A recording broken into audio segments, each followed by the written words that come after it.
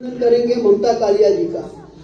नई धारा की ओर से उन्हें जो प्रशस्ति पत्र हम देने वाले हैं उसका मैं वाचन कर देता हूं, फिर माननीय अध्यक्ष उनका अभिनंदन करेंगे। हिंदी की प्रसिद्ध लेखिका श्रीमती ममता कालिया भारतीय जीवन साहित्य एवं संस्कृति की समकालीनता से संगति का आख्यान ही नहीं रचती, बल्कि उसके प्रकाश से भारतीय जीवन धारा को समृद्ध भी करती है। विगत कई दशकों से साहित्य में कामकाजी स्त्रियों की विविध आयामी भाव दशाओं का सामाजिक सांस्कृतिक आख्यान रच रही ममता जी के साहित्य लोक में मानवीय संवेदनाओं की गहन विस्तार के साथ साथ न्याय एवं सांस्कृतिक यथार्थ के दर्शन का स्वर भी मुखरित है। श्रीमती ममता कालिया जी का जन्म 2 नवंबर 1940 ईस्वी को वृंदावन में हुआ।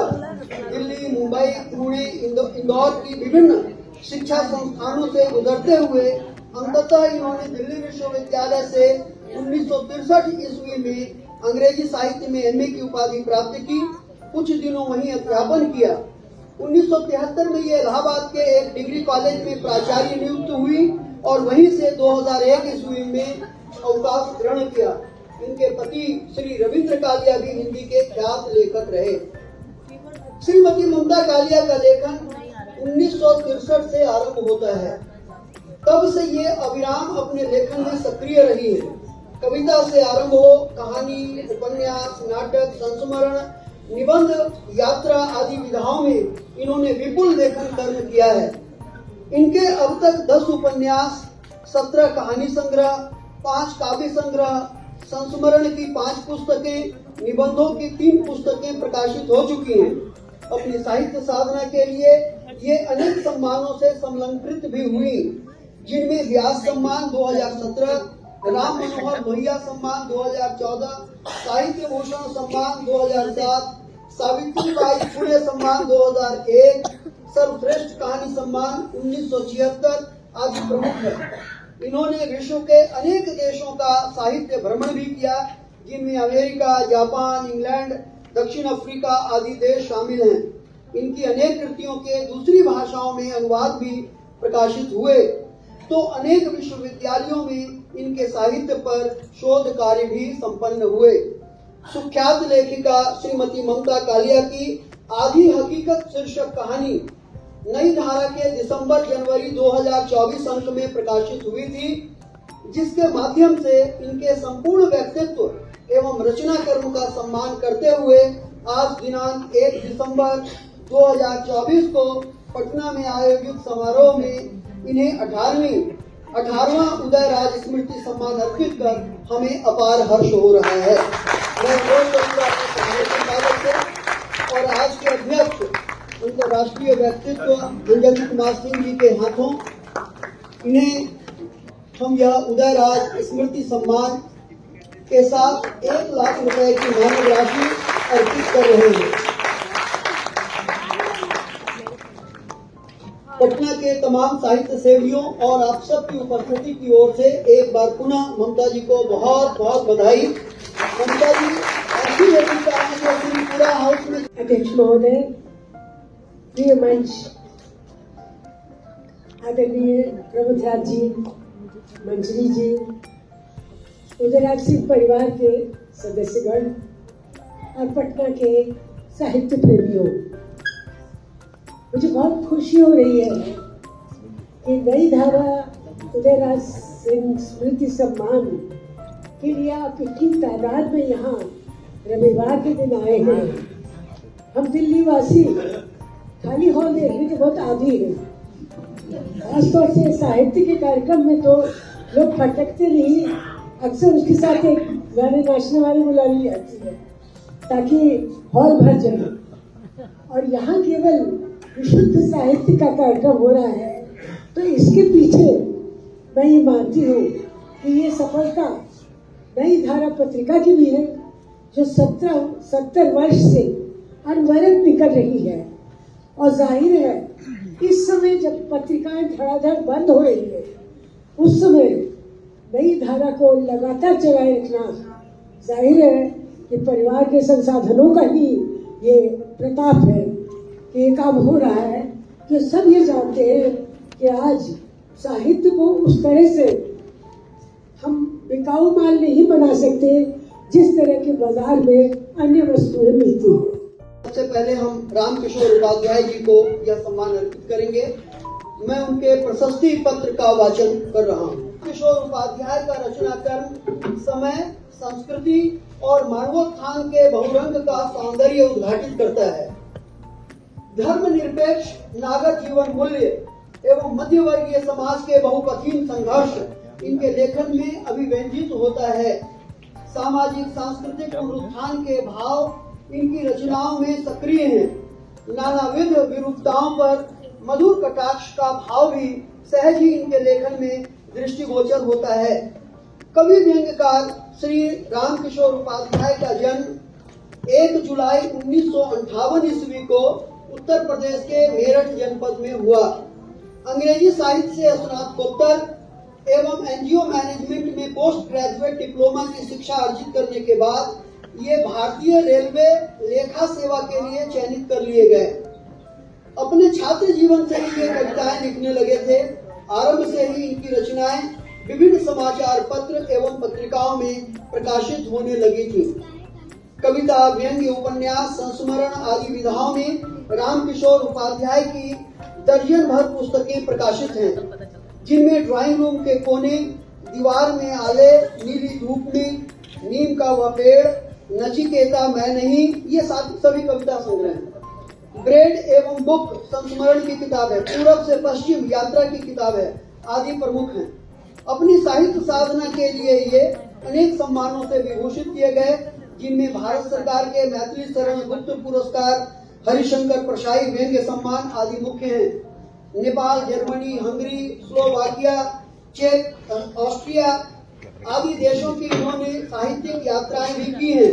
इन दिनों व्यंग्य पत्रिका अट्टहास का संपादन कर रहे हैं। नई धारा के दिसंबर-जनवरी 2024 अंक में बुल्ले शाह तू हासिल कितना शीर्षक एक व्यंग्य रचना का प्रकाशन हुआ था, जिसके लिए आज दिनांक 1 दिसंबर 2024 को पटना में आयोजित समारोह में इन्हें 18वां नई धारा रचना सम्मान 2024 से सम्मानित करते हुए हमें अपार हर्ष हो रहा है। प्रधान संपादक और ये सम्मान हमारे प्रधान संपादक के कर कमलों से हम अर्पित करते हैं और इसके साथ शॉल, प्रशस्ति पत्र के साथ 25,000 रुपए की मानद राशि भी हम लेखक को अर्पित करते हैं। मैं उनसे अनुरोध करूंगा कि वे आएं और इस अवसर पर 2 शब्द जरूर कहें। रामकिशोर उपाध्याय जी, आइए सर।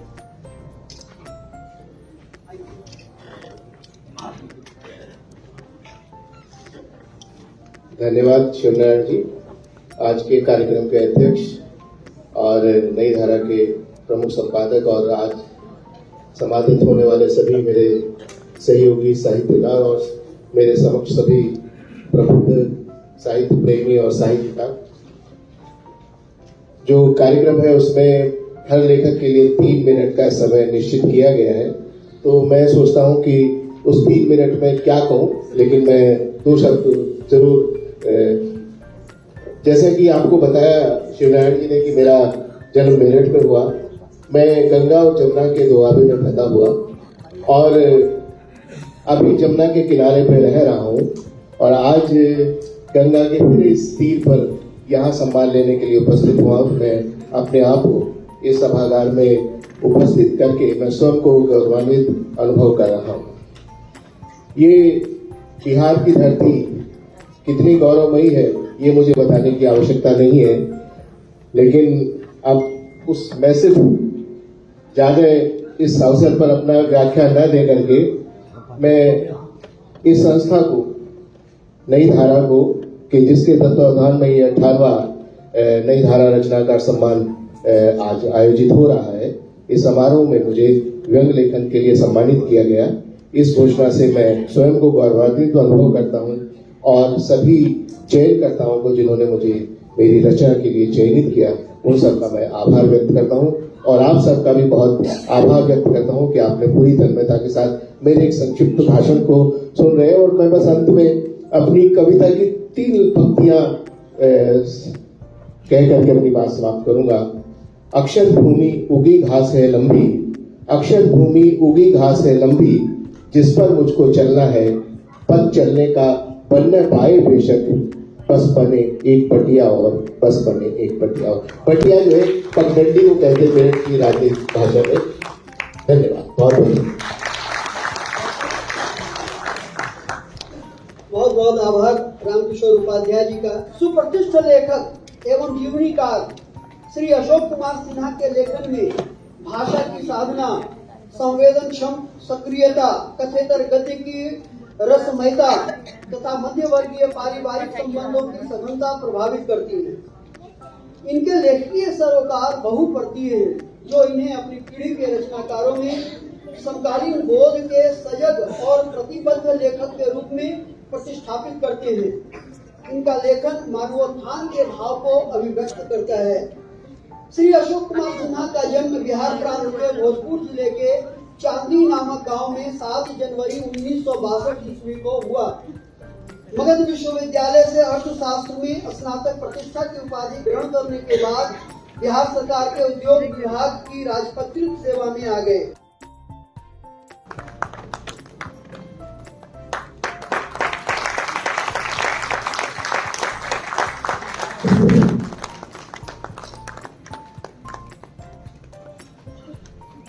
में आप सभी नई धारा सम्मान समारोह में उपस्थित हुए हैं।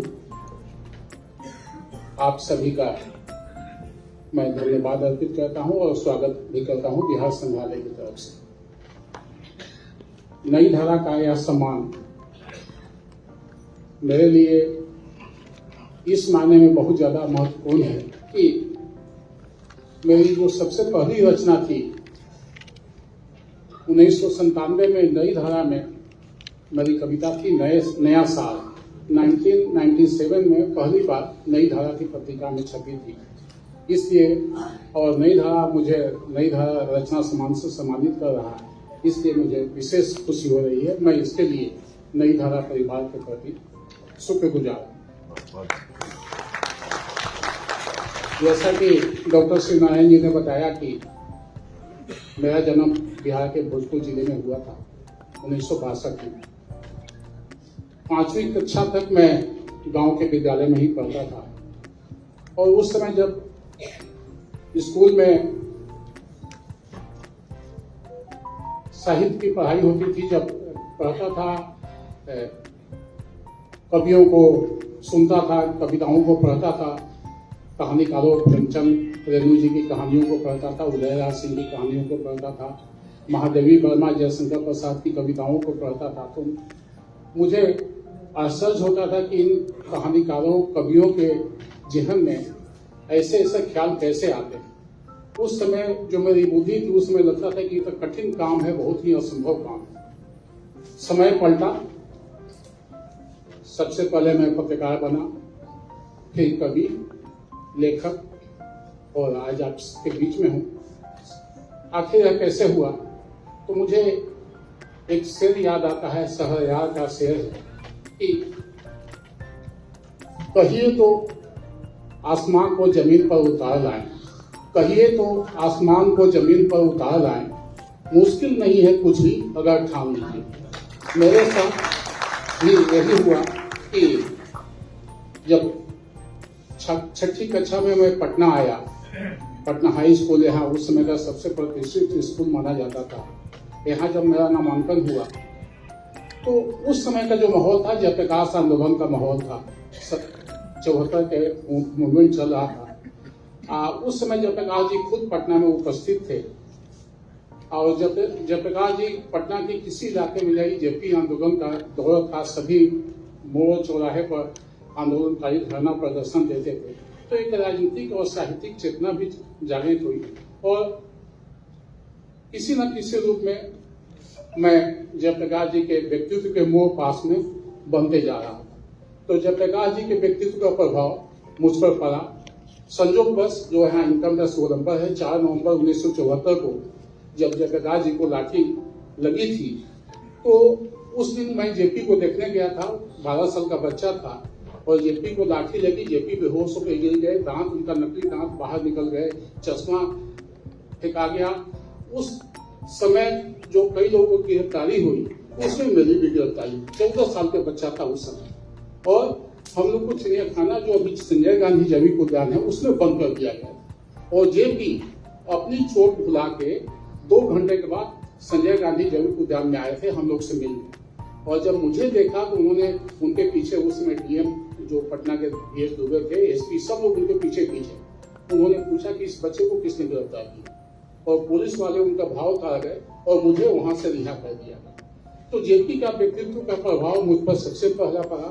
इसलिए जब मेरी साहित्यिक चेतना जागृत हुई, शुरुआत में मैंने पत्रकारिता की, जैसा कि बताया, माया, ब्लीच और संडे मेल, दिनमान टाइम्स, कई अखबार पत्रिकाओं में मैं लिखा करता था।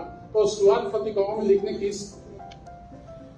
हैसियत से हुई कि शुरू में जब कोई लेख छपता था तो मैं उसकी प्रतिक्रिया में चिट्ठी लिखता था।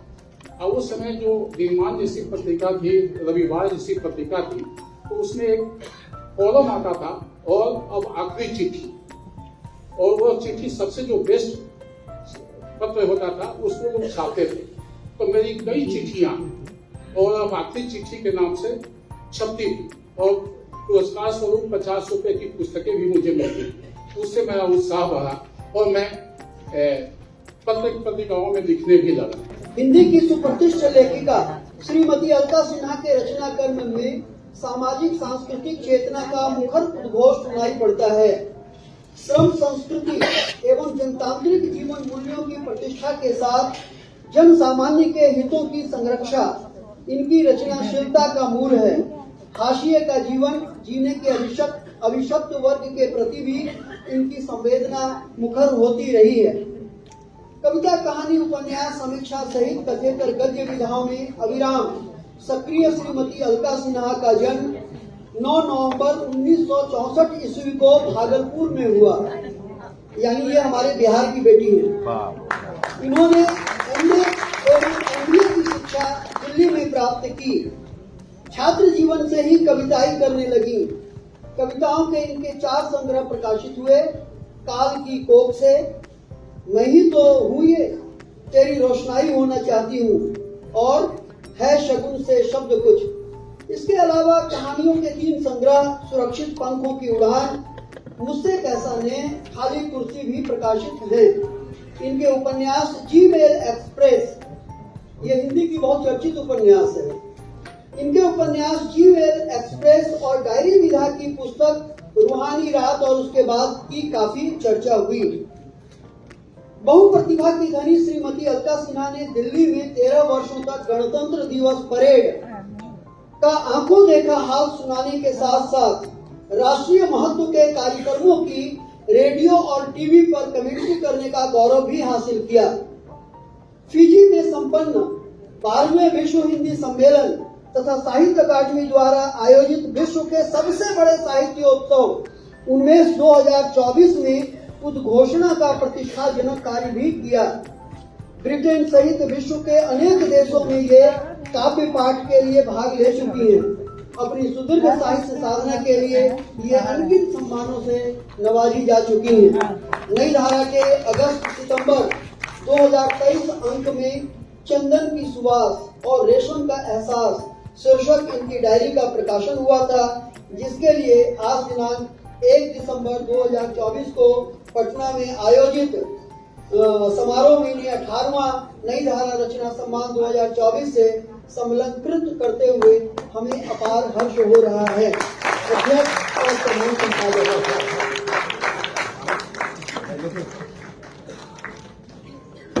पूरी उपस्थिति की ओर से हम श्रीमती अलका सिन्हा जी को बहुत बहुत बधाई देते हैं।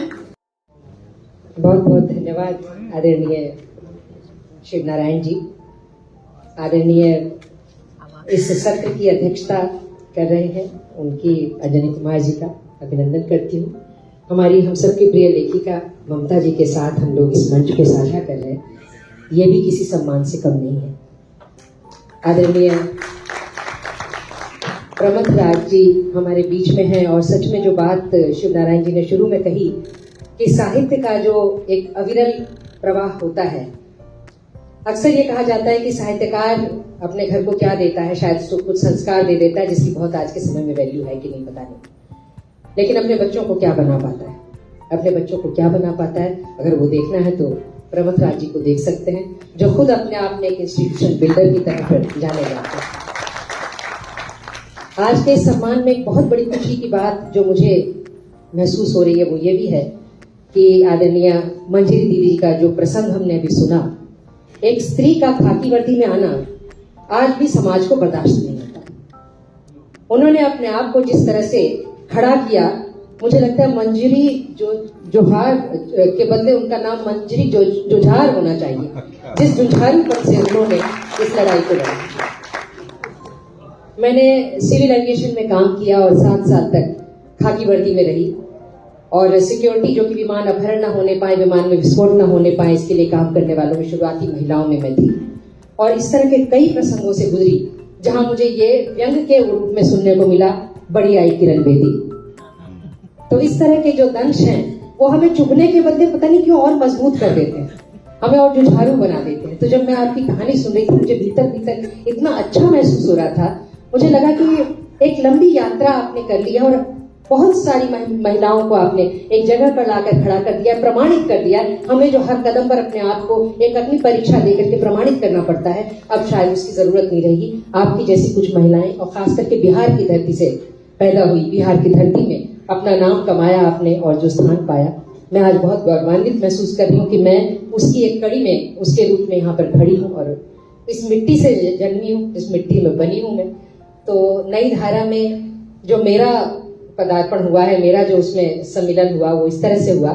समय छोटा है इसलिए बहुत शॉर्ट में अपनी कहानी को कहना चाहती हूँ कि मैं जब स्कूल में पढ़ा करती थी, अक्सर ये सब चीजें तभी होती हैं, तो मन की कुछ बात किससे कही जाए। घर में एक अनुशासन होता है, आप हर बात या बहस जिरह नहीं कर सकते, तो मन की बात किससे कहें। तो मैंने एक रास्ता निकाला था, बड़ा अजीब सा रास्ता था, कभी किसी से कहा नहीं लेकिन यहाँ कहने का मन कर रहा है। मैं क्या करती थी कि जमीन पर थोड़ा पानी गिरा लेती थी और उसमें मैं देखती थी तो मुझे धीरे धीरे एक आकृति दिखती थी, अपनी प्रतिछाया थी, लेकिन उस आकृति से मेरी ऐसी दोस्ती हो गई जैसे कि वो कोई व्यक्ति है और मैं उससे अपना मन साझा करती। तो पहले तो बहुत सी बातें मैं उससे मौखिक कह लिया करती थी, लेकिन कई बार मुझे लगता था जब मैं उससे बात करती हूँ तो मेरी बात थोड़ी पोएटिक हो जाती है। बाद में मैं जब सोचती थी कि ऐसा उसको याद करूं कैसे कह रही थी, तो फिर वो शब्द नहीं आते थे, फिर वो अंदाज नहीं आता था, वो लहजा नहीं आता था, वो रवानी नहीं आती थी। तो मुझे लगा चलो इसको लिख लेना चाहिए। एक बार हिंदी भवन में दिल्ली में कार्यक्रम था और अचानक शिव नारायण जी से भेंट हुई और शिव नारायण जी ने पूछा आजकल क्या लिख रही हैं अलका जी। तो मैंने हंसकर कह दिया डायरी। उन्होंने कहा हमारी नई धारा को भेजिए। अरे मैंने कहा डायरी नई धारा को भेज दूं, मतलब पता नहीं डायरी तो बड़ी व्यक्तिगत होती है, भेजनी भी चाहिए कि नहीं। लेकिन फिर मैंने बड़े संकोच के साथ अपना एक दिन का विवरण उन्हें भेजा, नई धारा में छपा और मुझे बहुत सम्मान, बहुत प्यार मिला यहाँ के पाठकों का। और मुझे अभी भी याद है ई मुलाकात एक डायरी का अंश था जो कि जिसको इतना पसंद किया नई धारा के पाठकों ने, और उसके कई पत्र शिव नारायण जी ने मुझे पर्सनली भी दिए और उसमें छापे भी। तो एक तरह का जो मुझे भीतर से कॉन्फिडेंस आना शुरू हुआ और मुझे लगा कि आपकी भले ही वो जिंदगी बड़ी निजी है, लेकिन वो निजी होते हुए भी हर किसी के साथ अगर कहीं साझा कर लेती है, कहीं जुड़ जाती है, वो दुख सुख तो अपने ही होते हैं, उतार चढ़ाव, वो जो रस्साकशी है वो तो सबकी जिंदगी में होती है। तो कहीं ना कहीं हम आप एक प्लेटफॉर्म पर, एक सेम पेज पर आकर खड़े हो जाते हैं। तो डायरी लिखना तो एक जगह थी, लेकिन डायरी को छपना जो है उसको जमीन दी नई धारा ने। और मुझे बड़ी खुशी है कि नई धारा मुझे डायरी के लिए ही ये सम्मान प्रदान कर रही है। डायरी मेरी सबसे प्रिय विधा है, अगर मैं कहूँ तो गलत नहीं होगा। हालांकि ये सच है कि मुझे जीमेल एक्सप्रेस ने जो मान दिया है वो अपनी जगह है, लेकिन डायरी में मुझे लगता है मैं अपने आमने सामने खड़ी हूँ, रूबरू हूँ। अगर मैं कुछ गलत करूंगी तो अपने से निगाह नहीं मिला सकूंगी, अपनी आंखों में कुछ झांक नहीं सकूंगी। तो अपनी आंखों में झांकने का साहस मुझे डायरी ने दिया है और इसीलिए डायरी मुझे बहुत प्रिय है। आज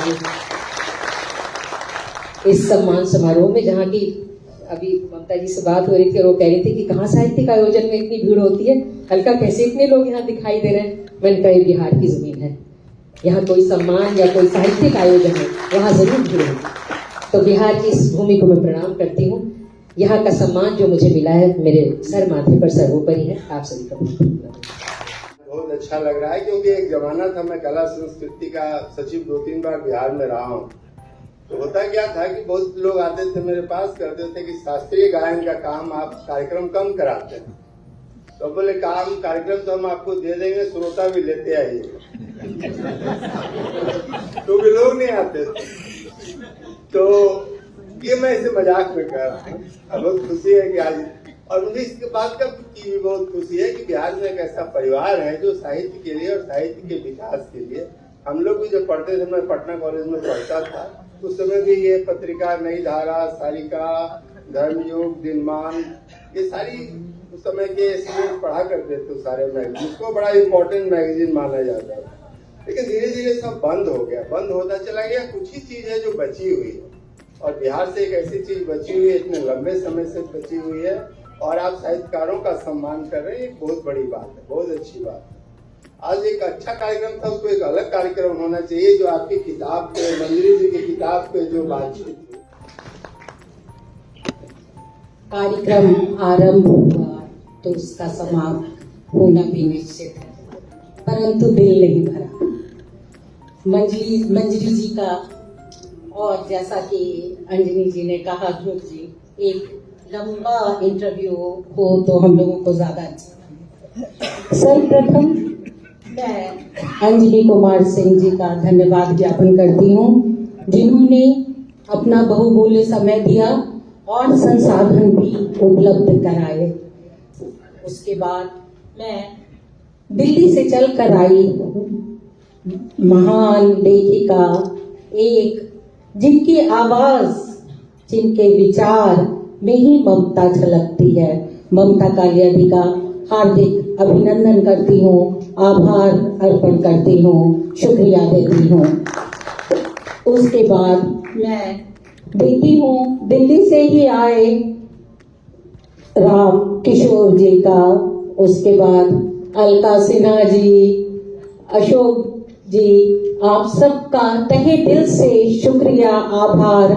और हम अपने आप को बहुत गौरवान्वित अनुभव कर रहे हैं आप लोगों को पुरस्कृत करके।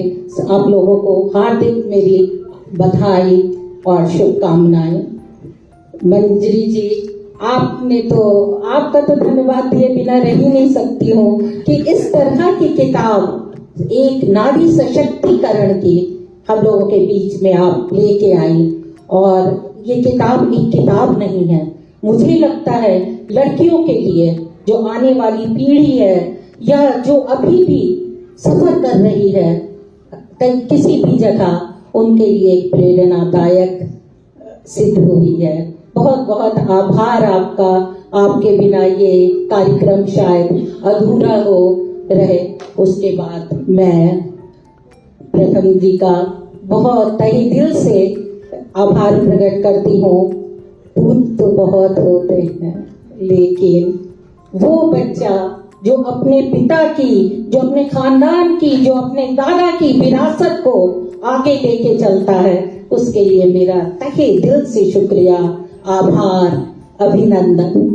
मैं शिव नारायण जी का भी शुक्रिया अदा करती हूँ कि पिछले 35 सालों से उन्होंने नई धारा का कार्य संभाला है। एक से बढ़कर एक रचनाएं हम लोगों को पढ़ने को मिलती हैं, और जिस दिल से, जिस पूरी निष्ठा के साथ वो संपादन करते हैं, उसके लिए आपका भी बहुत बहुत धन्यवाद। इस कक्ष में आए बिहार के साथ में बाहर के भी जिलों से आए पटना के सभी अतिथिगण का मैं शुक्रिया अदा करती हूँ कि अगर आप न होते तो शायद ये कार्यक्रम सफल भी न होता। आपका बहुत बहुत, और सबसे ज्यादा मैं मीडिया का धन्यवाद देती हूँ कि आप लोग आए इतनी बड़ी तादाद में और हमारे कार्यक्रम को सफल बनाने में हमारा योगदान किया। सबका मैं आभार करती हूँ।